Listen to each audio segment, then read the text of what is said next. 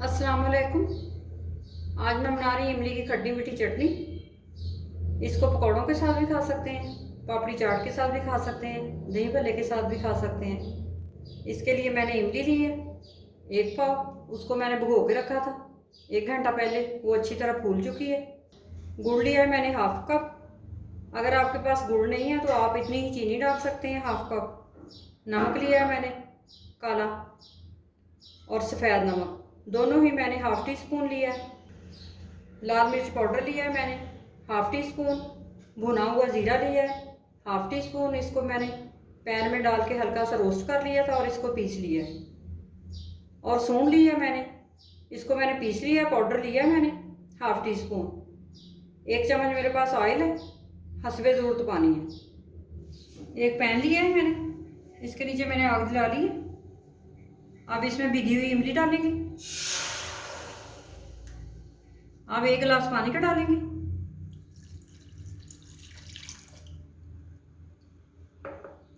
अब इमली को बॉयल आने देंगे। इमली बॉयल हो चुकी है। अब इसके अंदर गुड़ डालेंगे। गुड़ को मेल्ट होने देंगे। गुड़ हमारा मेल्ट हो चुका है। अब इमली को 5 मिनट पकाएंगे। इमली को मैंने 5 मिनट पका लिया। गुठलियों पर जो गुद्दा था वो भी उतर गया है। अब इमली को छान लेते हैं। मैं इसकी आग बंद कर देती हूँ और इसको छानती हूँ। एक बाउल लिया है मैंने, उसके ऊपर मैंने छाननी रख ली। अब इसके अंदर इमली ऐड करेंगे। अब अच्छी तरह इनको हिला के इसका पानी निकाल लेंगे और गुठलियाँ ऊपर रह जाएंगी। पानी सारा निकल गया है। अब इसके ऊपर थोड़ा सा और पानी डालेंगे।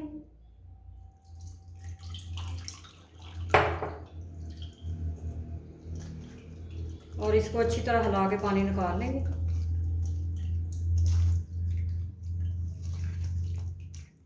इसको फेंक देंगे। पैन को मैंने दोबारा से आग पे रख लिया। अब इसके अंदर ऑयल डालेंगे, सुरख मिर्च पाउडर डालेंगे और इसको हल्का सा पका लेंगे। ज़्यादा नहीं पकाना, हल्का सा पकाना है।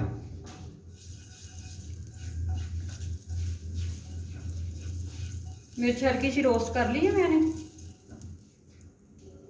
अब इसके अंदर इमली का जो पल्प छान के रखा हुआ था वो डालेंगे।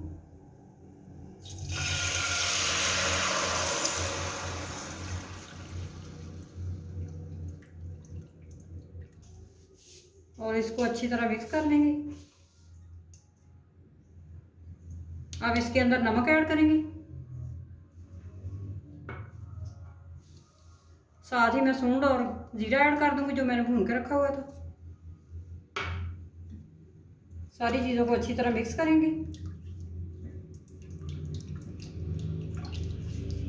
और इसको 5 मिनट तक पकने देंगे। इमली को मैंने 5 मिनट पका लिया। इमली अच्छी खासी गाढ़ी हो गई। ये देखें, इस तरह की होनी चाहिए, इस तरह की। अब इमली की खट्टी मीठी चटनी तैयार है। अब इसकी मैं आग बंद कर देती हूँ और इसको ठंडा करती हूँ। इमली की खट्टी मीठी चटनी ठंडी हो गई है। अब इसको एक बाउल में शिफ्ट करते हैं।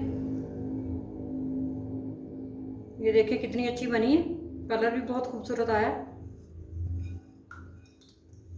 चटनी को मैंने बाउल में शिफ्ट कर ली है। ये आप 15 दिन तक फ्रिज में रख सकते हैं, ये बिल्कुल भी ख़राब नहीं होती। रमज़ान स्पेशल चटनी है। आप रमज़ान में इसको ज़रूर ट्राई करें और मेरे चैनल को सब्सक्राइब करें।